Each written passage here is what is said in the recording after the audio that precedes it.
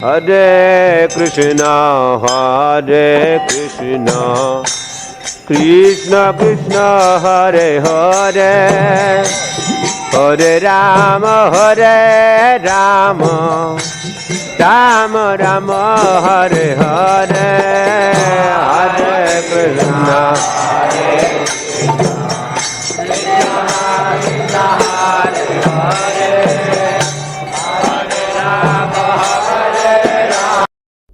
हरे कृष्णा। स्वागत है आपका हमारे YouTube चैनल स्पिरिचुअल लाइफ में।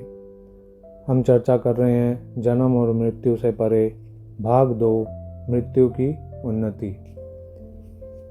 इस योग अभ्यास में स्थित होकर तथा अक्षरों के परम संयोग अर्थात ओमकार का उच्चारण करते हुए यदि कोई पूर्ण पुरुषोत्तम भगवान का चिंतन करता है और अपने शरीर का त्याग करता है तो वह निश्चित रूप से आध्यात्मिक लोकों को जाता है।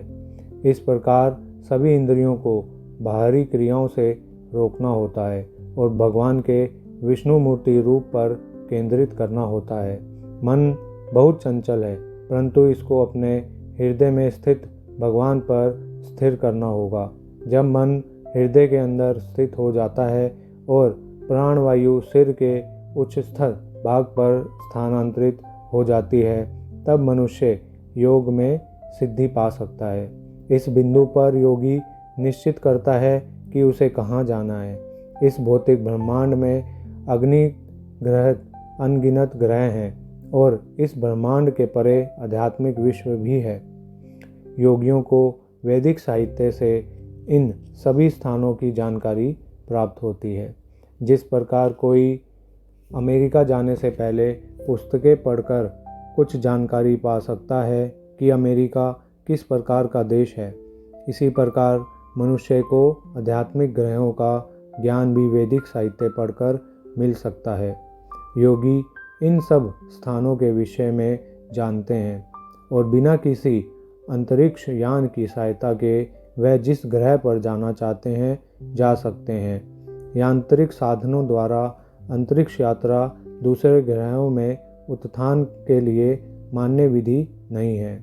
शायद बहुत समय तक प्रत्ययन करने तथा सारा धन व्यय करने के बाद अंतरिक्ष यानों या अंतरिक्ष पोक्षा जैसे इन भौतिक साधनों से भले ही कुछ व्यक्ति अन्य ग्रहों में जा सकें, परंतु यह बहुत ही कठिन और अव्यवहारिक विधि है। किसी भी दशा में इस भौतिक ब्रह्मांड के उस पार यांत्रिक साधनों की सहायता से जा पाना संभव नहीं है। उच्च लोकों में जाने की सामान्य स्वीकृत विधि ध्यान योग या ज्ञान योग का अभ्यास है। तथापि भक्ति योग पद्धति का अभ्यास किसी भी भौतिक ग्रह में जाने के लिए नहीं होता है, क्योंकि जो परम भगवान कृष्ण के सेवक हैं वह इस भौतिक ब्रह्मांड के किसी भी ग्रह पर जाने की इच्छा नहीं रखते हैं। वह जानते हैं कि वह यदि भौतिक आकाश के लिए भी लोक में प्रवेश करेंगे तो जन्म मृत्यु जरा तथा व्याधि के 4 सिद्धांत में वहाँ भी पाएंगे।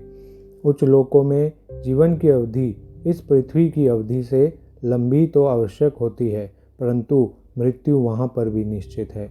भौतिक ब्रह्मांड में हमारा तात्पर्य उन ग्रहों से है जहाँ मृत्यु जन्म जरा और व्याधि होते हैं, और आध्यात्मिक ब्रह्मांड से हमारा तात्पर्य उन ग्रहों से होता है जहाँ जन्म मृत्यु जरा और व्याधि नहीं होते।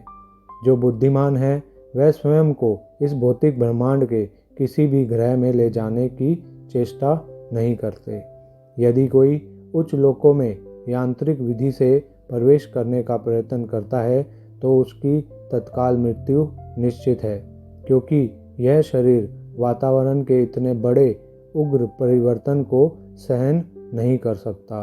परंतु यदि कोई योग विधि से उच्च लोकों में प्रवेश का प्रयत्न करता है तो उसे प्रवेश करने के लिए उपयुक्त शरीर भी प्राप्त हो जाता है। इस पृथ्वी पर भी हम ऐसा प्रदर्शित होते देख सकते हैं, क्योंकि हमें पता है कि हमारे लिए समुद्र में जलमय वातावरण में रहना संभव नहीं है और ना ही जलचरों के लिए धरती पर रहना संभव है। इस प्रकार हम समझते हैं कि जैसे इस पृथ्वी पर भी जीव को किसी स्थान विशेष पर रहने के लिए एक विशेष प्रकार का शरीर दिया गया है, वैसे ही अन्य ग्रहों में रहने के लिए भी किसी विशिष्ट प्रकार का शरीर चाहिए। उच्चतर ग्रहों में पृथ्वी की अपेक्षा शरीर अधिक समय तक जीवित तो अवश्य रहता है, क्योंकि उच्चतर ग्रहों का एक दिन पृथ्वी के 6 महीने के बराबर होता है। इस प्रकार का वर्ण वेदों में भी किया गया है कि जो लोग उच्च लोकों में रहते हैं वह इस पृथ्वी के 10,000 वर्षों से भी अधिक समय तक जीवित रहेंगे। तथापि इतनी लंबी आयु के बाद भी मृत्यु हर एक की प्रतीक्षा करती है। चाहे कोई 20,000 या 50,000 या लाखों वर्ष जीवित रहे, फिर भी इस भौतिक संसार में वर्षों की गिनती होती रहेगी और अंत में उसकी मृत्यु निश्चित होगी। मृत्यु की इस चंगुल से हम कैसे बच सकते हैं, इसकी चर्चा हम अगली वीडियो में करेंगे। हरे कृष्णा।